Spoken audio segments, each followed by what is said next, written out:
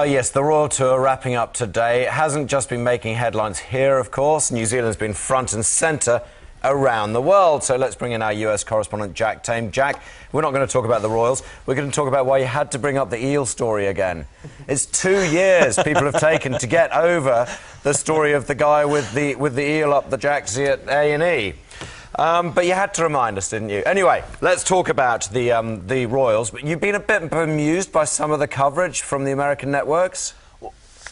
Well, I swear, I mean, the reason I bring that up is it's always the obscure things that land New Zealand in the headlines in the United States. So, you know, the Fonterra botulism scare might get a couple of headlines in some of the higher brow periodicals. Maybe the New York Times, the Washington Post will cover those off, the Wall Street Journal perhaps. But honestly, it's things like the eel in the bum that splash up on all the tabloid headlines. You see New Zealand, New Zealand, New Zealand. You think, great, that's a really good piece of publicity for our country. But it's been interesting because in this land of fame, celebrity and excess, people are obsessed with the Royals, and the coverage here over the last 10 days or so has been extraordinary. I went down to the shop this morning, bought the first trashy tabloid I could find. This is Wicket Good Royals. That's just not cricket. Prince William and wife Kate both have a tough time on the pitch in Christchurch, New Zealand, promoting the Cricket World Cup. There have been headlines like this, photos like this. You've got the Prince there wearing a New Zealand cap in the tabloids every single day of the Royal Tour so far. And in fact, the biggest TV shows in the United States, Good Morning America and the Today Show,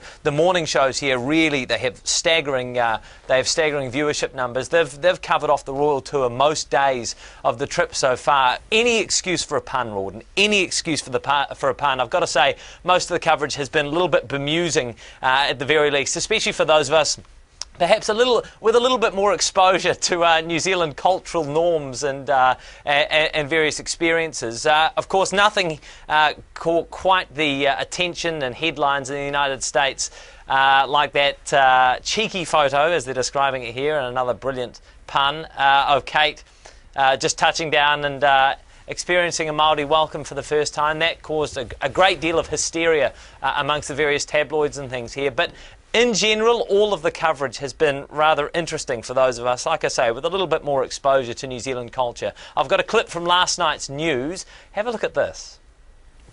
For William, it was a return to Christchurch to see the progress made. The last time he was here, 3 years ago, not long after a 6.3 quake demolished much of this city. This morning's somber visit made lighter by the warm welcome.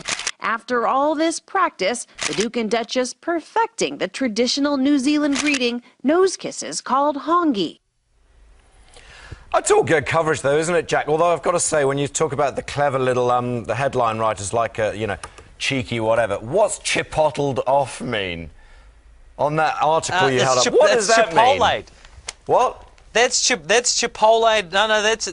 So Chipotle is it's a Mexican fast food place here. Like I say, this is the New York Daily News. So not a periodical known for its hard-hitting yarns. So that has nothing to do with the Royals at all. Some sort of domestic woes. Hey, nothing to do with Royals. It's all burritos there. I do need to talk